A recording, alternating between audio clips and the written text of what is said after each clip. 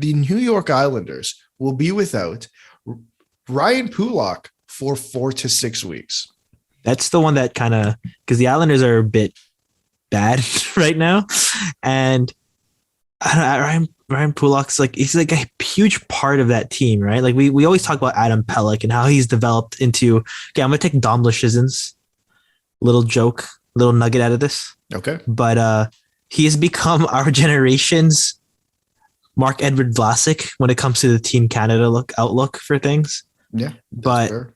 Like Ryan Pulock, I know he took a while to develop, but it's just been one of those Lou guys that is the main cog in there. And the way the Islanders have really kind of come out this year and really underperformed based on what we saw them the last 2 seasons. And, it's still early, but I think that's just going to be a huge loss for them.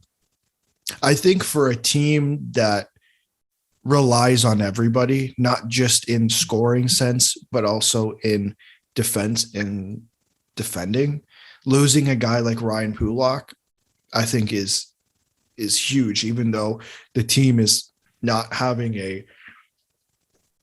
they're not having a great season at the moment. I know we're 13 games in and we're making huge judgments, because I bet by the end of the season, they're like the 3rd spot in the Metro. I think that's what we all had, or somewhere along those lines. Yeah, we had some there along there. We all had them in making the playoffs. We've learned in the last 2 years to not remind them.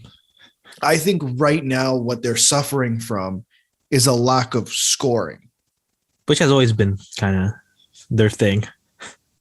It has, but I think it's more now.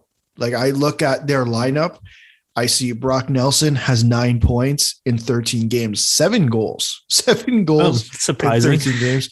Matthew Barzal, who has 8 points in 13 games. Personally, I would expect more.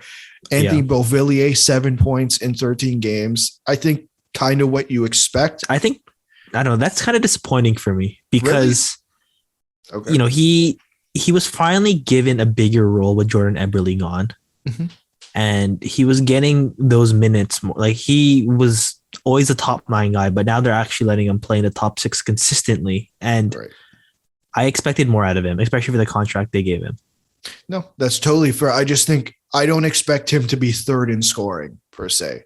Yeah, I think it is my thing. And Josh Bailey, 6 points in 12 games. Palmieri, who they just gave a 3 or 4 year deal, 6 points in 13 games. I don't want to rush to conclusions. Just at the moment, they're really struggling, and we're getting to I think we're almost getting to the American Thanksgiving. And I know Friedman's thing is the teams in the playoffs, in a playoff position by American Thanksgiving, are usually going to be there by the end. And I look at the Metro and I see Carolina, Washington, and the New York Rangers as the top 3 there.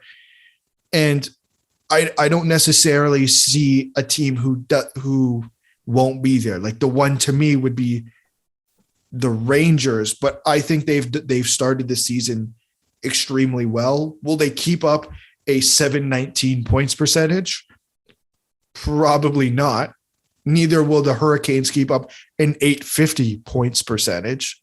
Mm-hmm. But I just think that there's a path ahead for them that is rough, that is difficult. But if there's a team that can deal with it, it's a team led by Lou Lamoriello and Barry Trotz.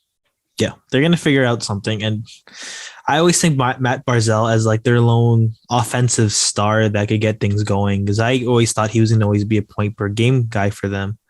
But if they've shown anything from before, it's going to be one guy we don't expect to get really hot and help them.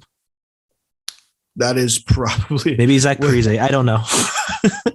You know what? Zach Parise has 3 points in 13 games. As long as he's healthy. I don't know. I don't know if he's going to be that guy for them, unfortunately.